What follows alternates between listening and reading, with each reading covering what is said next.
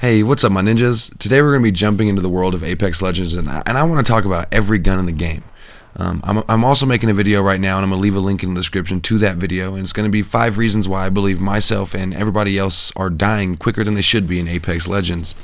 One of the main reasons I'm going to be highlighting is lack of gun knowledge or not really knowing what you're best with, and that's what we're going to be focusing on today. So about over the next 10 minutes or so, buckle in, and I'm going to get to this as quick as I can so we can all get back out there and work on being goats in this game. To start off, honestly, there's 4 different types of ammunition, and we're going to start with the first one being shotguns. Shotgun shells are going to be found in the red ammunition boxes, and honestly, as you're going to see when we get up there, there's going to be 3 clear tiers of shotgun, being a top, middle, and bottom tier. I really would like to start with the bottom tier on the shotgun class because it's going to be the Mozambique shotgun. There's a lot of people are under the impression that this may be even the best gun in the game, and that's just flat out wrong. Honestly, this gun is very situational. It really does work well in close quarters, and it's a gun that you definitely want to use early in the match if you haven't found the gun or class you may be looking for. It does 66 damage on the body and about 45 to 50 on the head depending on distance. The problem is it's definitely the weaker of the shotgun class. It's nicknamed the Mozambique for a reason. And we're going to go ahead and move on to the EVA 8 auto shotgun class. It's the middle tier. It's definitely an easier gun to use. It doesn't have a crazy amount of recoil. It holds 8 bullets in the trigger, and if you hold your trigger down, as you see, it does a pretty decent fire rate and acts as an automatic shotgun. It doesn't have a crazy amount of spread. The spread will be indicated by those red dots in my crosshair. As you can see, the distance will affect the amount of damage that you will do. Next thing we're going to do is we're going to be moving on to the Peacekeeper, and by far the Peacekeeper is going to be the strongest in the basic shotgun class, and it can be even deadlier if you find this attachment called the Precision Choke. It's going to be purple when you find it out on the map. This attachment will take this star pattern spread when you aim down sights. It will charge all into one powerful blast, almost laser-like, and focus all the damage into one area, or allow you to even use it from a little bit more of a distance. And even without this attachment here, honestly, that shotgun is just it's a monster, man. It does 110 damage to the body and 166 to the head. So we're gonna go ahead. We're moving on to the next portion of the ammunition. It's gonna be the light ammo, and we're moving here to honestly the weakest gun in the game. It's going to be the P2020, honestly the only true vanilla pistol in the game. And it does 12 damage to the body, 18 to the head, which means it takes, honestly, at least 8 shots minimum to knock down an enemy wearing no armor, and you don't want to get caught with this gun for very long. So we're going to move on to the very next pistol. It's going to be the RE45. It's an automatic pistol that holds about 15 in the mag. It does 11 damage per shot, and the whole clip does 132 if you can hit them all. As you can see, if I don't try to make any adjustment, it recoils kind of hard up and to the right, to the northeast. However, you can slap on a barrel stabilizer and make the recoil not as terrible, but at that point you probably just want to get a rifle. Speaking of the rifles, let's dive right into one of my personal favorites, one of the light ammo assault rifles, the R301 carbine.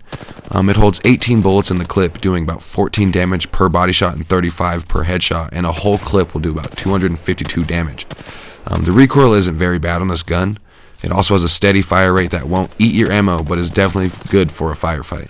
You have the ability, as well as some of the rifles, to switch between auto fire and single fire mode, as you're seeing me do here, but with just hitting left on your D-pad.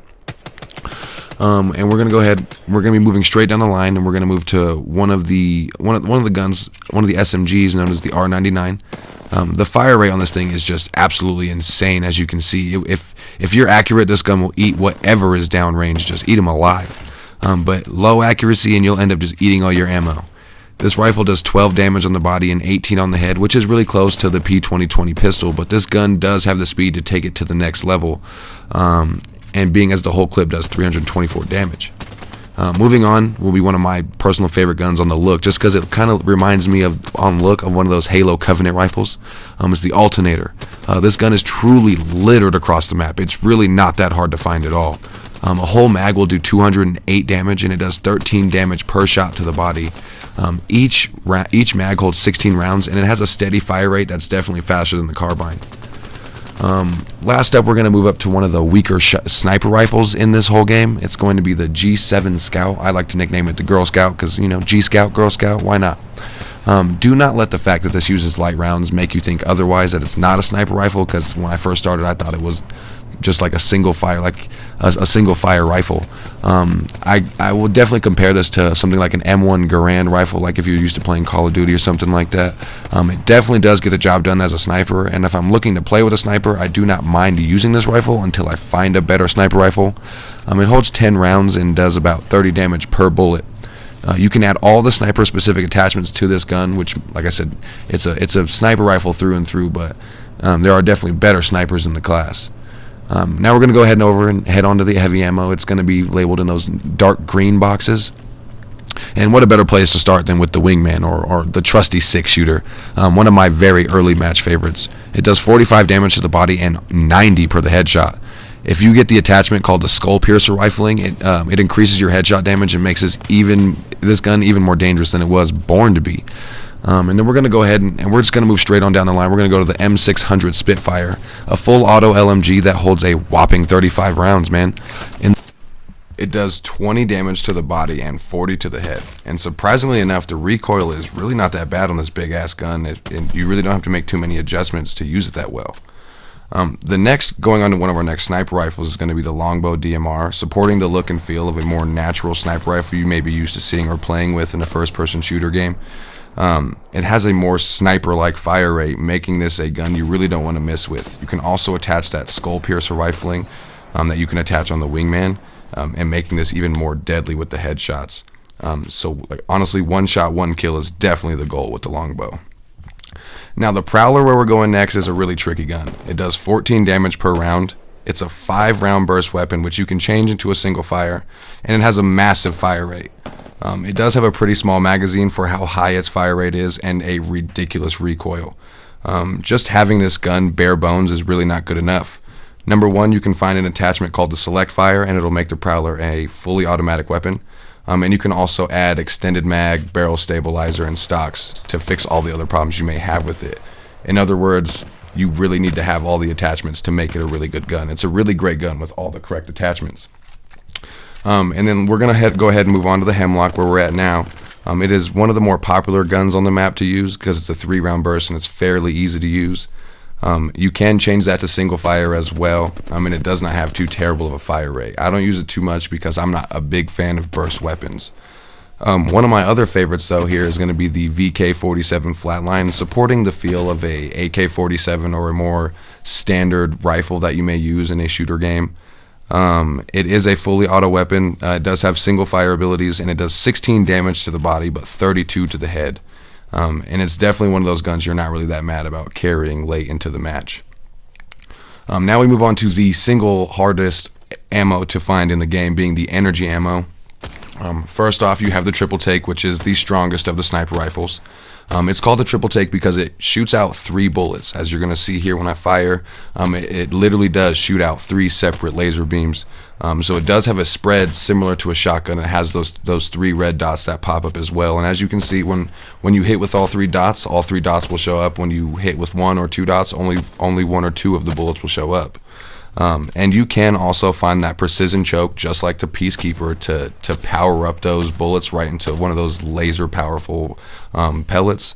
And it's an animal. You really aren't mad having that with like a Pathfinder or something with some really good high ground and a good scope. That's a really good sniper. Then we move on to another one of these tricky guns. It's called the Devotion here. As you can see, it's a pretty powerful gun. It does do some pretty nasty damage. It does about 17 damage per shot, and it has a massive 44 round magazine. But as you can see, it takes a while to build up this gun. You do need to find an attachment called the Turbocharger. It's the only gold attachment that you'll find for the guns, and that will make it so that way, instead of coming out at that almost single fire rate that it comes out at, it'll start out at that mid magazine speed, that full speed. Now, before we gotta go, man, we got just the last few things to cover. These guns are very rare. They're legendary weapons that you find only in supply drops that come, the rare supply drops that randomly drop, not a lifeline supply drop. The first one we got going is the Mastiff Shotgun. As you can see, this monster just does an insane amount of damage, doing 126 from close range, and as you're gonna see here, it even can do some damage from far range as well. It does 126 damage to the body and can shoot farther really than any shotgun should. It does 108 damage from distance. That target there is about 52 meters away. You'll be able to see that when I pull out my 50 cal, and I'm still doing 108 damage with a shotgun. So that shows you that this Mastiff is going to be pretty nasty. And with both of these gold guns, these legendary guns, you are going to not be able to fill them with your own ammo. They come preloaded with this gold legendary ammo, and like I said, as you can see, that target is 51 meters away. And with the Mastiff shotgun, you can still hit that 50-meter away target with 108 damage, and that's with the spread and everything included. Moving on with the 50 caliber, I can do 125 damage with at the same distance with the same shot with a 50 caliber sniper rifle. This Kraber 50 cal sniper rifle is still a monster, but that Mastiff shotgun does just about as much damage as the Kraber. So I believe the Mastiff may just be the most powerful gun in the game. And as you can see, this Kraber has one of the best scopes in the game. It does 250 damage with a headshot from any range, and because it's got that 50 cal, like I said, it can take you as far as you really want to go across the map. And the very last thing I really want to get in with you guys, man, is one of the most underused tools in the game. It's very important. The explosives. There are 3 different types of explosive. We have the arc star, the frag grenade, and the thermite grenade. They're the different ordinances. The arc star is going to look more like a shuriken or a ninja star, but once you throw this little ninja star across, it sticks wherever it lands and then begins a 3-second countdown before exploding after it lands. Then we have, as you see, our basic fragmentation grenade. You throw it out, and as soon as you release, it starts a 7-second countdown, and then has your basic frag grenade explosion. One of the best grenades in the game, I believe, would be the thermite grenades. You throw them, they explode upon impact, and it is an explosion of fire that goes in a horizontal line. And if you stick around, those will do quite a bit of damage on you. It's really great for pulling people out from behind their cover.